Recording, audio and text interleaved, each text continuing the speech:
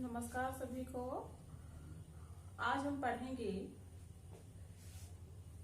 जीवन कौशल का एक प्रकार सृजनात्मकता या फिर सृजनात्मक चिंतन। ठीक है, मोस्ट इम्पोर्टेंट ये पॉइंट है आपका सृजनात्मकता या फिर सृजनात्मक चिंतन या फिर सृजनात्मक चिंतन कौशल। ठीक है, ये टैट के लिए नहीं बल्कि सुपर टैट, सी टैट तीनों ही एग्जाम के लिए बहुत ही इम्पोर्टेंट आपका टॉपिक है सृजनात्मकता। ठीक है, जानते हैं हम इसके अर्थ को।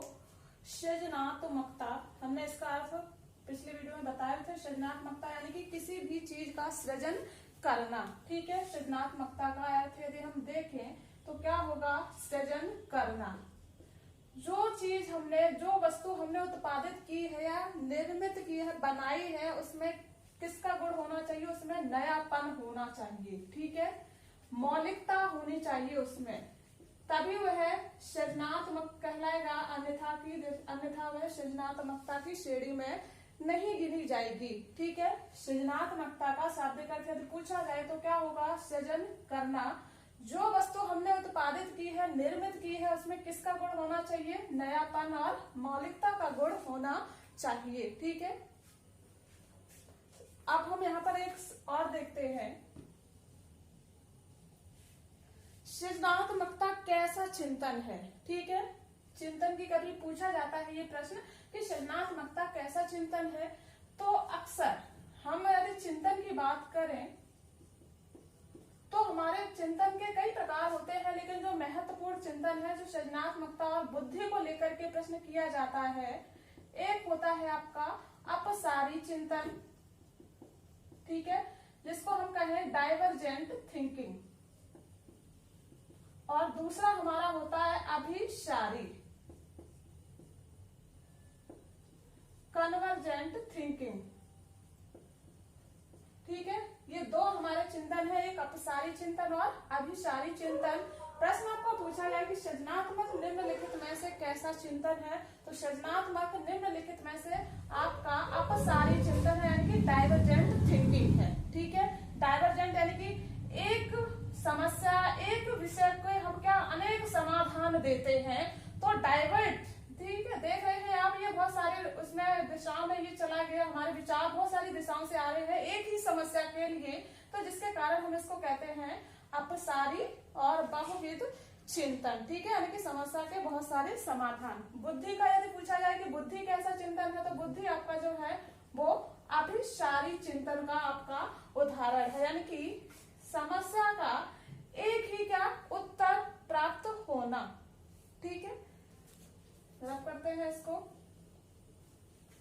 परिभाषा पढ़ रहे हैं। परिभाषा ये आपकी कई बार प्रश्न एग्जाम में आपकी ये परिभाषा आ चुकी है। टैट, पीजीटी, नेट आदि कॉम्पिटिटिव एग्जाम में ये क्रो एंड क्रो की परिभाषा पूछी जा चुकी है। तो इन्होंने क्या बताया? सृजनात्मक मौलिक परिणामों को अभिव्यक्त करने की क्या है? मानसिक प्रक्रिया है। ठीक है, मौलिक जैसा कि अभी हमने बताया कि जो भी आपके विचार हो वो कैसे होने चाहिए? मौलिक, ओरिजिनल होने चाहिए। ठीक है, तभी हम उसको सृजनात्मक कह सकते हैं, नहीं तो हम उसको सृजनात्मक नहीं कह सकते हैं। तो सृजनात्मक मौलिक परिणामों को अभिव्यक्त करने की क्या है? मानसिक प्रक्रिया है। ठीक है, अब हम बात करें सृजनात्मकता के तत्वों की। वैसे तो सृजनात्मकता के बहुत सारे तत्व होते हैं, परंतु गिलफोर्ड, टॉरेंस आदि मनोवैज्ञानिकों ने सृजनात्मकता के 4 प्रमुख तत्व बताए। ठीक है, कितने प्रमुख तत्व बताए? 4, जिसमें पहला है आपका प्रभाव या फ्लुएंसी, जिसको हम कहें, यानी कि जो भी आप समस्या का समाधान दें या फिर जो भी आप विचार दें, वह कैसे होने चाहिए? उसके विविध तरीकों से प्रस्तुत करने के तरीके आपके होने चाहिए। जैसे किसी विषय का या फिर कहानी के विभिन्न टाइटल बता देना। ठीक है, यानी कि एक ही कहानी का जो टाइटल है उसको विभिन्न तरीके से उनके टाइटल के नाम बताना, तो वो भी आपका क्या है? प्रभाव। विविधता, यानी कि जो भी आप विचार दें, समस्या का जो भी आप समाधान दें, उनमें क्या होनी चाहिए? विविधता, यानी कि फ्लेक्सिबिलिटी होनी चाहिए। अगला मौलिकता, जो भी आप उत्तर दें, जो भी आप वस्तु निर्मित करें, जो भी आप सृजन करें, उनमें ओरिजिनलिटी का क्या होना चाहिए? गुण होना चाहिए, यानी कि मौलिकता होनी चाहिए। ठीक है, विस्तारण, यानी कि जो भी आप उत्तर देते हैं, जो भी आप विचार अभिव्यक्त करते हैं, उनका जो क्षेत्र है वो कैसा होना चाहिए, विस्तृत होना चाहिए। शाब्दिक रूप से, आकृति रूप से, या संकेतिक या चिन्हों के रूप में आपका जो है उसका जो उत्तर का क्या होना चाहिए, क्षेत्र होना चाहिए। तो इनसे भी प्रश्न आपका पूछ लिया जाता है कि निम्नलिखित में से सृजनात्मक चिंतन की अवस्था नहीं है। विस्तारण की जगह अक्सर आपका जो ऑप्शन दिया होगा वो दिया होगा आपका विस्मरण। ठीक है, विस्मरण को हम कहते हैं फॉरगेटिंग। ठीक है, विस्तारण और विस्मरण दोनों एक देखिए शब्द मिलते जुलते हैं, तो इसलिए जब भी ये इनसे प्रश्न आपका पूछा जाता है तो वह चौथा, पहला, दूसरा, तीसरा और चौथा ऑप्शन रख देगा विस्मरण। ठीक है, तो हमारा कौन सा तत्व नहीं है यदि पूछा जाता है तो ऑप्शन हो जाएगा विस्मरण। यदि इसी प्रश्न को ऐसे पूछा जाए कि निम्नलिखित में से सृजनात्मक चिंतन या सृजनात्मक कौशल के तत्व हैं, 3 ऑप्शन आपके दिए हुए हैं, चौथा ऑप्शन दे रखा होगा उपरोक्त सभी, तो आपका आंसर हो जाएगा उपरोक्त सभी। ठीक है, अगली यदि हम बात करें सृजनात्मक चिंतन की अवस्थाएं, मोस्ट इंपोर्टेंट है, इससे आपका पिछली बार स्टेप में प्रश्न पूछा गया था।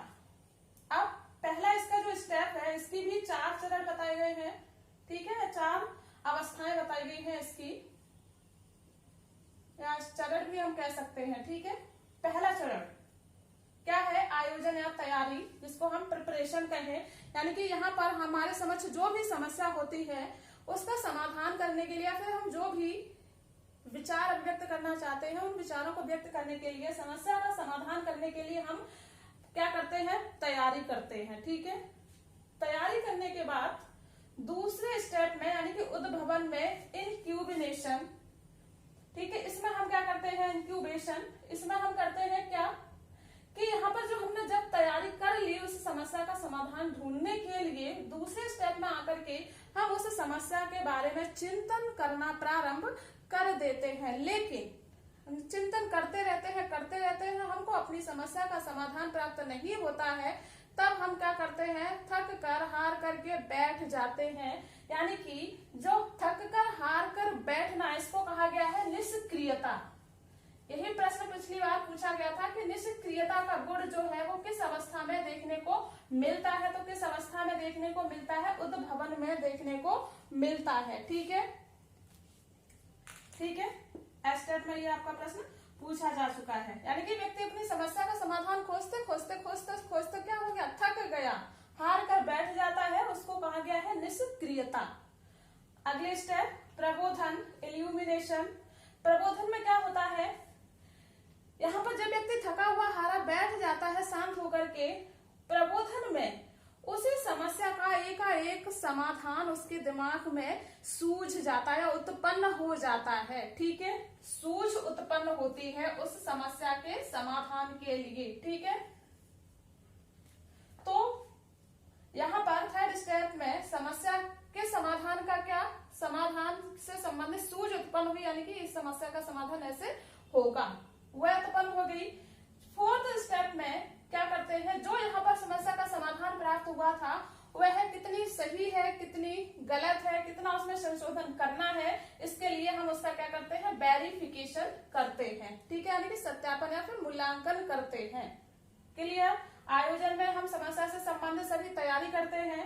उद्भवन में उस समस्या का समाधान के लिए हम चिंतन प्रारंभ कर देते हैं, लेकिन चिंतन करते करते हम थक जाते हैं, हमें समस्या का समाधान नहीं प्राप्त होता है, जिसको हमने या जिसको कहा जाता है निष्क्रियता। ठीक है, प्रबोधन में समस्या का एकाएक समाधान उत्पन्न हो जाता है, जिसको कहा गया है सूझ उत्पन्न होना। ठीक है, फिर यहाँ पर जो समाधान प्राप्त हुआ है, फोर्थ स्टेप में हम क्या करते हैं, उसका सत्यापन करते हैं। ठीक है, उसका क्या करते हैं, सत्यापन करते हैं, फिर वेरिफिकेशन करते हैं। तो यहाँ से आपका ये प्रश्न पिछली बार आ चुका है, यहाँ से भी आपका प्रश्न बन चुका है। अपसारी चिंतन है, यहाँ से भी आपका प्रश्न कई बार पूछा जा चुका है। ठीक है, यहाँ से भी ऐसे भी प्रश्न पूछा जा सकता है, आ भी चुका है, सीटेट में तो आया भी हुआ है, बल्कि कई बार टेट में भी आया हुआ है कि निम्नलिखित में से सृजनात्मक चिंतन की द्वितीय अवस्था कौन सी है या फिर तृतीय अवस्था कौन सी है। ठीक है, देखिए पहली अवस्था और लास्ट अवस्था सबको पता होती है, इनसे आपके प्रश्न नहीं पूछे जाते हैं। जब भी प्रश्न आपका कि द्वितीय तृतीय अवस्था कौन सी है, तो यहाँ से आगे करके प्रश्न पूछे जाते हैं, क्योंकि इन्हीं में कंफ्यूजन होता है और यही आपकी क्या है, कठिन भी है थोड़ी सी। यहाँ तो पहले से ही पता है कि हम किसी किसी भी चीज से संबंधित जब कुछ करते हैं तो तैयारी करते हैं, लास्ट स्टेप क्या उसका मूल्यांकन करना होता है। तो जो बीच की है बस हमें ये याद रखनी है कि पहले हमारी उद्भवन आएगी, उसके बाद प्रबोधन आएगी। उद्भवन में व्यक्ति में निष्क्रियता का गुण देखने को मिलता है। प्रबोधन में व्यक्ति के समक्ष समस्या का एकाएक समाधान उत्पन्न होता है, जिसको सूझ उत्पन्न कहा जाता है। ठीक है, उत्पन्न होना कहा जाता है। और लास्ट स्टेप में हम इसका मूल्यांकन करते हैं। ठीक है, ये आपका यहाँ से आपका सफिशियंट है। और भी इसके कई सारे गुण बताए गए हैं कि सृजनात्मक चिंतन की कौन कौन सी विशेषताएं होती है। तो बहुत ज्यादा विशेषता याद करने की जरूरत नहीं है, बस आप यही याद कर सकते हैं कि उसमें प्रवाह, धारा प्रवाह होना चाहिए, विविधता होना चाहिए, मौलिकता होना चाहिए, विस्तारण होना चाहिए, नयापन होना चाहिए, जोखिम को उठाने वाला होना चाहिए, आदि गुण उसमें विद्यमान होने चाहिए। ठीक है, हमारा वीडियो अच्छा लगा हो तो इसे लाइक करें, सब्सक्राइब करें और आगे इसको शेयर करते रहें। धन्यवाद।